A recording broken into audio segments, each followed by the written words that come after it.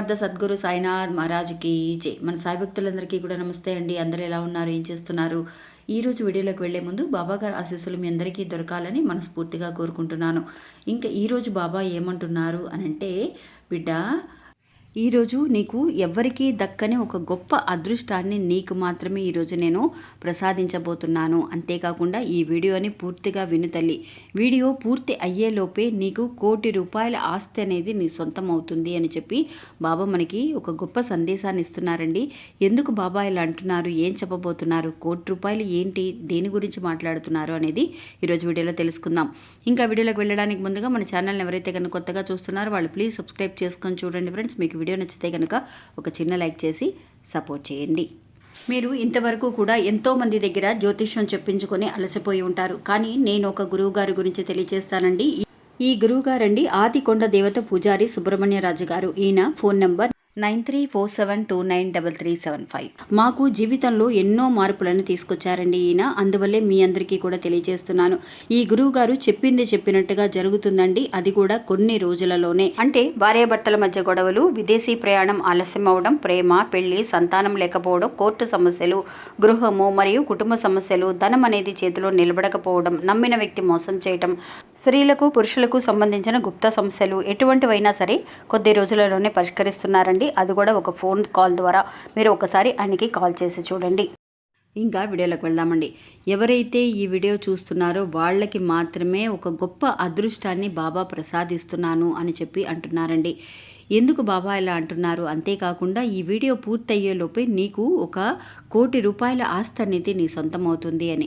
మనం నిజంగా అండి రోజు ఉదయాన్నే లేవగానే లేచిన దగ్గర నుంచి పడుకునేంత వరకు కూడా మన ఆలోచనలు దేని గురించి ఉంటూ ఉంటాయండి? డబ్బు గురించే సమస్యలు అనేవి మనకి ఎక్కువగా ఉంటాయి. అలాంటి డబ్బుని ఎలా సంపాదించాలి, మనం జీవితంలో ఎలా ముందుకు వెళ్ళాలి అన్న ఆలోచనలే మనకి ఎక్కువగా ఉంటాయి. అలాంటి సమయంలో ఈ పని చేస్తే బాగుంటుందా, అలాంటి ఒక వర్క్ మనం స్టార్ట్ చేయాలా, ఒక బిజినెస్ చేయాలా, ఎలా ముందుకు వెళ్ళాలి, అసలు అనుకున్న డబ్బులు రావటం లేదే అని చెప్పి డబ్బు గురించే మనందరము కూడా ఎదురు చూస్తూ ఉంటాం, బాధపడుతూ ఉంటాం, సమస్యల్ని ఎదుర్కొంటూ ఉంటాం. అలాంటి సమయంలో బాబా దగ్గర నుంచి ఒక గొప్ప అదృష్టాన్ని నీకు మాత్రమే ప్రసాదించగలుగుతున్నాను అని. నిజంగా అండి, ఒక అదృష్టం అంటే ఏంటండి? డబ్బు మాత్రమేనా?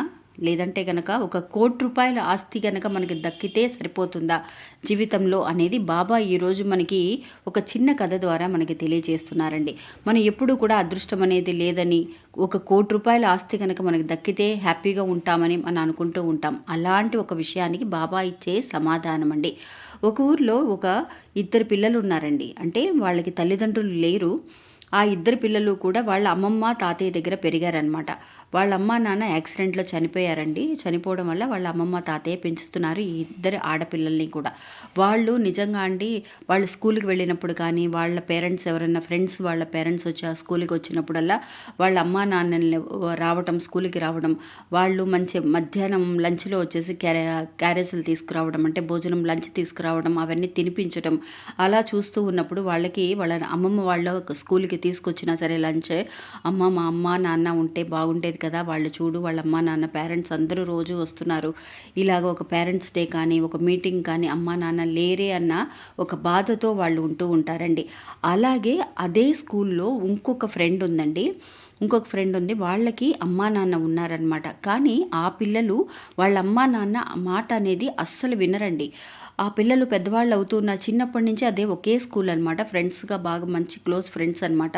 ఆ పిల్లలు పెరిగి పెద్దవాళ్ళు అయ్యి ఇప్పుడు ఒక 8th స్టాండర్డ్ చదువుతున్నారండి. 8th క్లాస్ వరకు వచ్చేసారు. అయినా సరే వాళ్ళ అమ్మా నాన్న ఇప్పటి వరకు కూడా లంచ్ తీసుకురావడం, వాళ్ళకి వాళ్ళే దగ్గరుండి తినిపించడం అనేది చేస్తూ ఉన్నా కూడా వాళ్ళు కోపంతో ఆ పిల్లలు వాళ్ళ అమ్మా నాన్నని నెగ్లెక్ట్ చేయడం, ఎందుకు నువ్వు వచ్చావు స్కూల్కి, మేమే తింటాంలే అని చెప్పేసి వాళ్ళని కోపంగా తిట్టేసి పంపిస్తూ ఉండేవాళ్ళండి. ఈ ఆడపిల్లలు ఇద్దరు కూడా అయ్యో వాళ్ళ అమ్మా నాన్న ఏంటి అలా మాట్లాడుతున్నారంటే, ఎవరికైతే అమ్మా నాన్న లేరో వాళ్ళ ప్రేమాభిమానాలు కానీ, వాళ్ళు లేరు అన్న ఒక లోటు కానీ వాళ్ళకి మాత్రమే తెలుస్తుందండి. ఉన్నవాళ్ళు మనకి ఏంటా ఇది ప్రపంచము అని చెప్పి లెక్క చేయకుండానే వెళ్ళిపోతూ ఉంటారు. అలాంటిది ఆ పిల్లలు ఒకరోజు ఆ ఫ్రెండ్స్ దగ్గరికి వెళ్ళి, ఎందుకురా మీ అమ్మా నాన్న వస్తే మీ అమ్మగారు రోజు లంచ్ తీసుకొస్తున్నారు, ఒకవేళ మీ అమ్మగారు రాకపోతే మీ నాన్నగారు వస్తున్నారు, మీ మీద అంత ప్రేమ ఉంది కదా, అబ్బాయి అండి, అంటే ఎదురుగుండా ఉన్నవాడు వాళ్ళ అమ్మగారు వస్తే కోపంగా మాట్లాడేది వాళ్ళ అబ్బాయి అనమాట. ఆ అబ్బాయితో చెప్తున్నప్పుడు వాళ్ళంతేలే ఏదో కొంచెం వయసు అయ్యే కొద్దీ అలా మాట్లాడుతూ ఉన్నారు అది ఇది అని చెప్పి కొంచెం నెగ్లెక్ట్ చేసినట్టుగా మాట్లాడితే, లేదు లేదురా నువ్వు చాలా తప్పు చేస్తున్నావు, అమ్మా నాన్నలకి ఎప్పుడూ కూడా వాళ్ళు ఇచ్చే ప్రేమ అనేది ఎవరికీ దొరకదు. అలాంటి ఒక ప్రేమ ఎంత విలువైనదో అనేది మాకు మాత్రమే తెలుసు. మేము చిన్నప్పుడే మా అమ్మా నాన్నని పోగొట్టుకున్నాము, మా అమ్మమ్మ వాళ్ళ ఇంట్లో ఉంటున్నాము, వాళ్ళు ఒక్కరోజన్నా మా అమ్మా నాన్న ఉండి భోజనం తీసుకొచ్చి తినిపిస్తారా అని ఎదురు చూస్తూ ఉన్నాం. మీ అమ్మా నాన్న ఎంత తిట్టినా కూడా మీ మీద కోపాన్ని చూపించడం లేదు. అందువల్ల నువ్వు వాళ్ళని ఇలా మాట్లాడడం అనేది తప్పు కాదు. చక్కగా ఒక్కసారి నువ్వు వాళ్ళతో ప్రేమగా మాట్లాడి చూడు, ఆ ప్రేమలో ఉన్న మాధుర్యం ఏంటి అనేది నీకే తెలుస్తుంది అని చెప్పి ఆడపిల్లలిద్దరూ కూడా అండి ఆ పిల్లవాడికి చెప్పడం అనేది జరుగుతుంది. సరేలే అని చెప్పేసి వాళ్ళ అమ్మగారు కూడా ఈ పిల్లోడు ఎంత కోపంగా కోపంతో తీసుకొచ్చిన లంచ్ అంటే భోజనాన్ని తిరిగి కింద పడేసినా తిరిగి తీసుకెళ్ళిపోమన్నా కూడా కొంచెం కూడా మొహం మార్చుకోవడం కానీ కోపం పడ్డం కానీ ఆ పిల్లోడి మీద అలా చేయరు. ఎందువల్లనంటే ఆ పిల్లవాడు లేక పుట్టిన పిల్లవాడని బాగా గారాబంగా పెంచుతూ ఉన్నారండి. అలాగా ఇప్పుడు చిన్నపిల్లలని మాత్రమే కాదండి, పెద్దవాళ్ళు అయిన తర్వాత కూడా చాలామంది తల్లిదండ్రులు లేని వాళ్ళకి వాళ్ళ విలువ ఏంటి, వాళ్ళని ఎలా చూసుకోవాలి, వాళ్ళ ప్రేమను మిస్ అవుతున్నామని అనిపిస్తూ ఉంటుంది. ఉన్నవాళ్ళు మనం వాళ్ళని కరెక్ట్గా చూసుకుంటున్నామా, అదే ప్రేమని మనం వాళ్ళకి అందిస్తున్నామా, ఎంత నెగ్లెక్ట్ చేస్తున్నాము అన్న ఒక విషయాన్ని మనం ఆలోచించగలిగితే అలాంటి తల్లిదండ్రులు ఉండి నిజంగా ఎంతో ప్రేమతో ఓర్పుతో ఉన్ననాళ్ళు మనకి సపోర్ట్గా, బయట కూడా అలాంటి ప్రేమ మనకి దొరకదండి. తిట్టుకున్నా కొట్టుకున్నా అమ్మా నాన్నే కాబట్టి అలాంటి ప్రేమని నిజంగా ₹1,00,00,000 ఇచ్చినా కూడా మనం కొనలేమండి. అందువల్ల అదృష్టం కానీ నిజంగా ఆ ₹1,00,00,000 ఆస్తి కానీ మనకి మన తల్లిదండ్రులు ఉంటే సరిపోతుందండి. వాళ్ళిచ్చే ప్రేమాభిమానాలు ఉంటే కనుక, వాళ్ళిచ్చే సపోర్ట్ అనేది మనకు ఉంటే కనుక అదృష్టం అనేది దాని అంతటా అదే వెతుక్కుంటూ వస్తుందండి. అంతేకాకుండా ₹1,00,00,000 ఏంటండి, మనం 10 కోట్లైనా సరే మనం సంపాదించవచ్చు. అలాంటి వాళ్ళని మాత్రం మనం ఎప్పటికీ కూడా మన తల్లిదండ్రుల్ని ఎప్పటికీ కూడా నెగ్లెక్ట్ చేయకూడదు. వాళ్ళతో ప్రేమగా ఉండి చూడు, నీకే తెలుస్తుంది ఆ ప్రేమ యొక్క విలువ ఏంటో అని చెప్పి బాబా మనకి తెలియజేస్తున్నారండి. ఇది అవునా కాదా అని నాకు కమెంట్స్లో తెలియచేయండి ఫ్రెండ్స్. నిజంగా మన తల్లిదండ్రులు దగ్గర ఉన్న వాళ్ళైనా సరే ఎక్కడైనా దూరాల్లో ఉంటారు, మనం వేరే జాబ్ కోసం వచ్చి ఉంటాం, మ్యారేజ్ చేసుకొని వేరే ఊరు వెళ్ళిపోయి ఉంటారు, ఎంతోమంది తల్లిదండ్రులు మిస్ చేసుకుంటూ దూరాన ఉన్న వాళ్ళు ఉంటారు.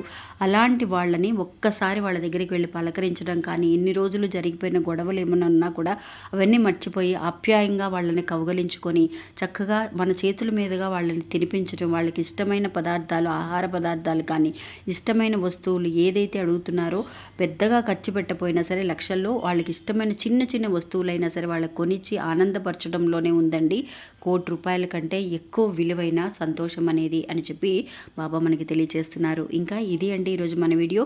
ఈ వీడియో కూడా మీ అందరికీ ఎంతో ఉపయోగపడుతుందని అనుకుంటున్నా. నచ్చితే కనుక ఒక చిన్న లైక్ చేయడం మాత్రం మర్చిపోకండి. నమస్తే, సాయిరామ్.